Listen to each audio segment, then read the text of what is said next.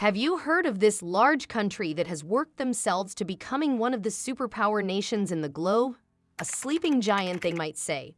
A country with one of the biggest and advanced military assets in the world and have the second largest GDP just behind the United States. This country is one of the biggest investors in both poor and rich countries. A country rich in culture but depriving others of their one. In this video, I will give you a glimpse to one of the most dominant countries of the world, the People's Republic of China.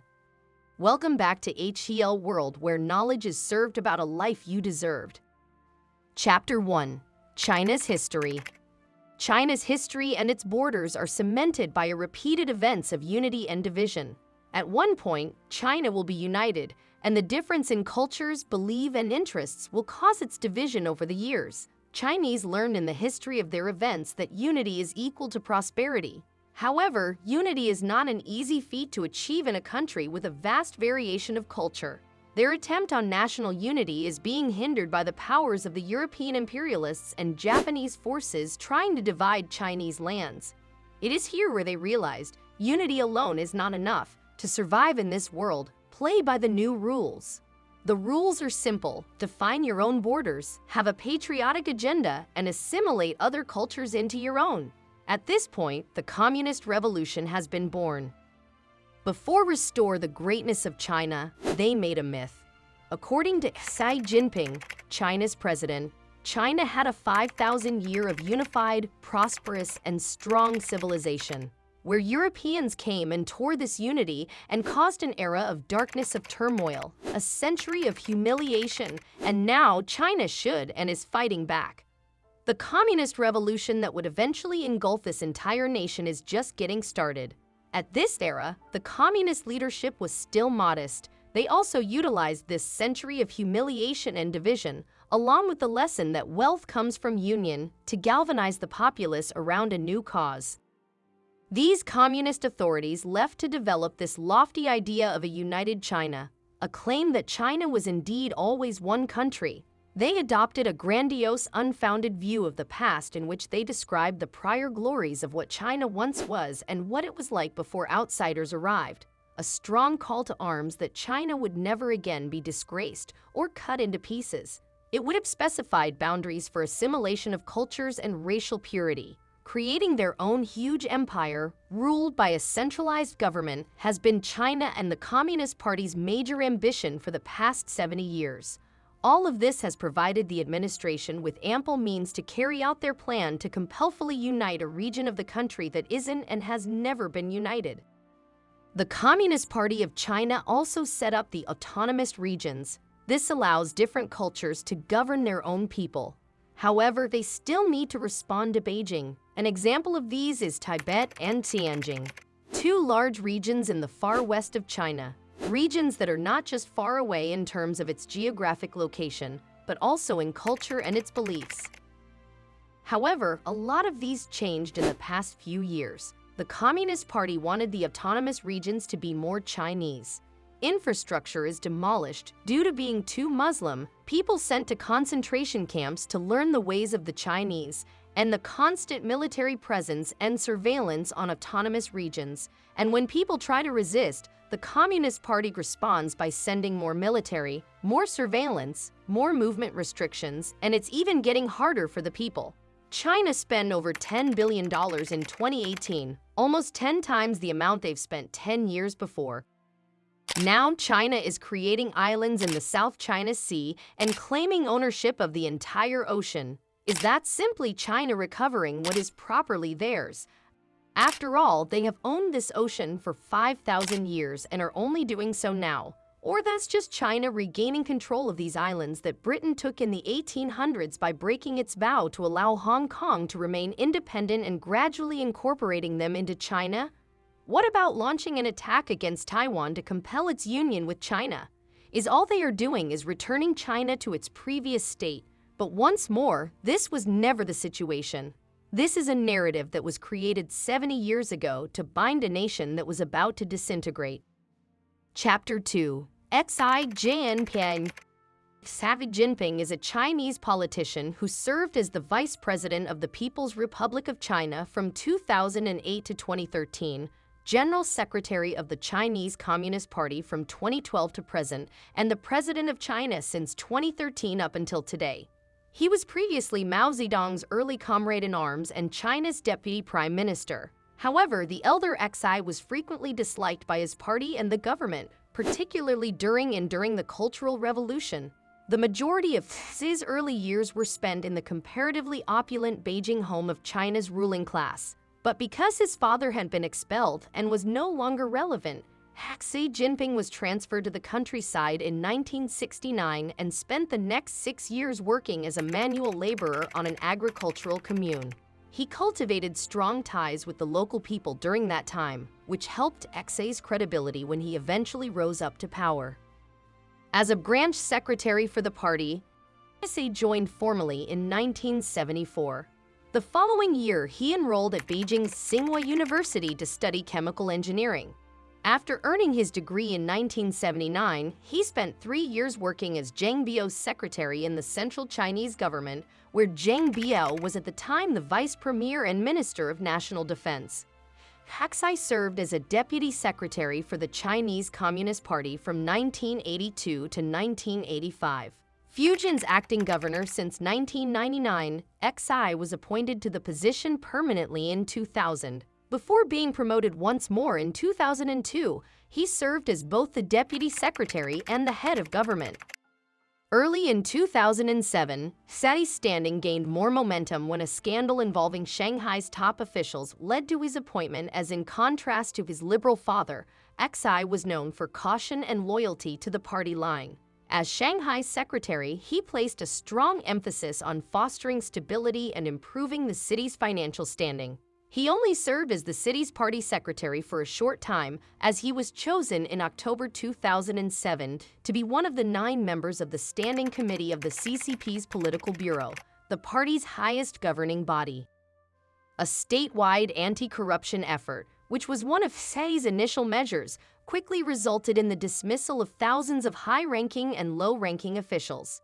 In order to create socialism with Chinese features, Xi also underlined the significance of the rule of law, calling for respect to the Chinese constitution and increased judicial professionalism. In spite of a dispositive decision by the Permanent Court of Arbitration in The Hague, China was more assertive in international affairs under Xi's leadership. The country also promoted its One Belt, One Road initiative for collaborative trade, infrastructure, and development projects with East Asian, Central Asian, and European nations. He received the title of Core Leader from the CCP in October 2016, a title that had previously only been given to powerful party stalwarts like Mao Zedong, Deng Xiaoping, and Jiang Zemin. The CCP enacted a historical resolution in November 2021 that examined the party's important achievements and historical experience of the previous 100 years, as well as future plans, which increased Xi's authority and influence. More than half of the statement was devoted to Xi's achievements during the 9 years he had headed the party, including lowering poverty and cutting corruption. It contained praise for Xi's leadership.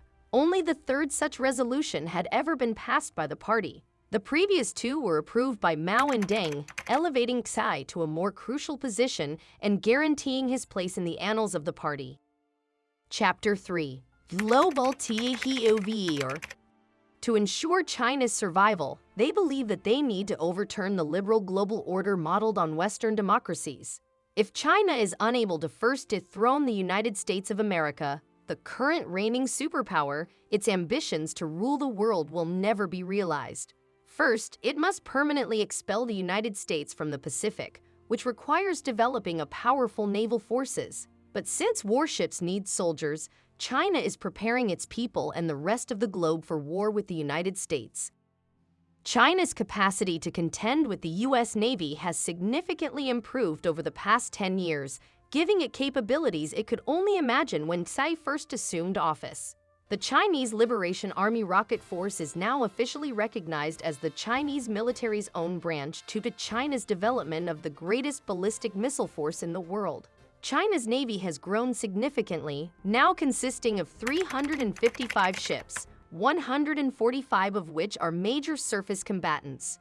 Its fleet has surpassed the U.S. Navy's in size, and several of its destroyers are more advanced than their outdated U.S. counterparts. However, having fewer missile cells and artillery per ship than the U.S., they are not as effective. By 2049, Xi Jinping wants to have completely modernized the Chinese military and deployed a force of the highest caliber. The United States has abdicated its leadership position in the world under the Trump administration. China seized the opportunity to enter the international political and economic institutions that were left in disarray following the United States' withdrawal, and did so fast. Nations caught between a strong authoritarian neighbor like China and a desire for liberal freedoms began to wonder if it was politically viable to continue to oppose the wishes of their more powerful dictator next door due to uncertainty over the United States' willingness to defend traditional Western values of liberal democracy and open markets. Even if African and Middle Eastern countries are becoming more conscious of the exploitative character of the Belt and Road program, China's expanding economic power is not something that can be simply opposed. The same is true of China's rising military power. Taiwan is forced to contend with a burgeoning colossus at its doorstep, while dubious of whether or not the United States will actually defend it.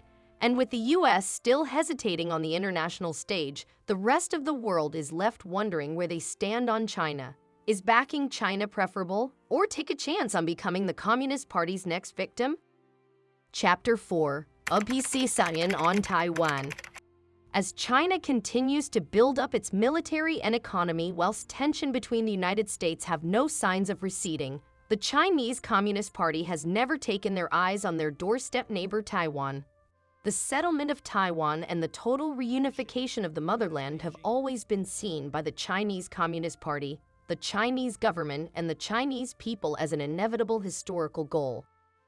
The Qing dynasty seized control of the island in the 17th century when it was first fully governed by China, according to historical documents.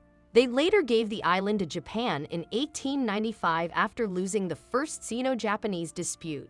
China retook control of the island in 1945 after China and Japan lost the Second World War. However, a civil war broke out in mainland China between Mao Zedong's Communist Party and Chiang Kai-shek's nationalist government forces. In 1949, the Communists triumphed, seizing power in Beijing.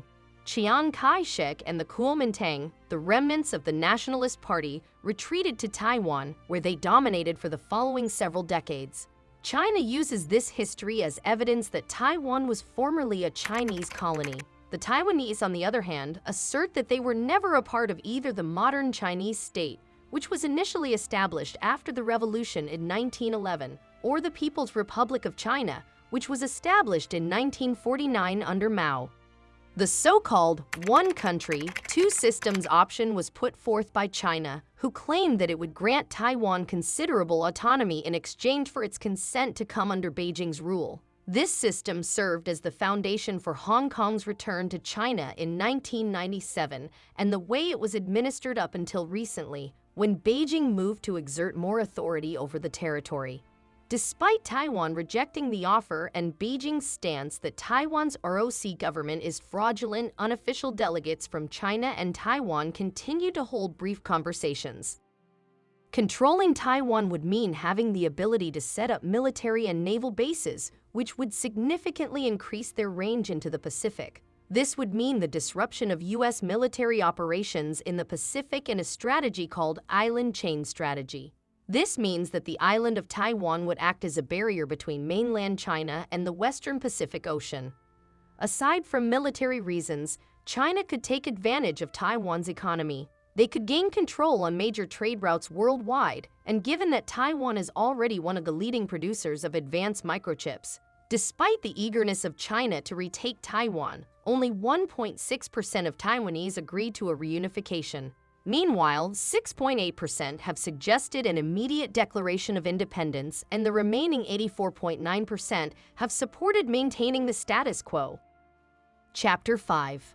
Conclusion. Countries in their history have ups and downs.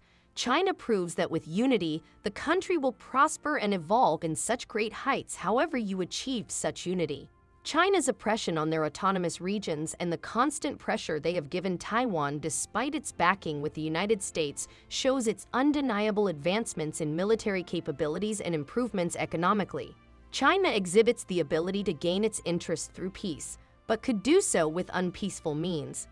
The sleeping giant in Asia is now near at the end of its slumber.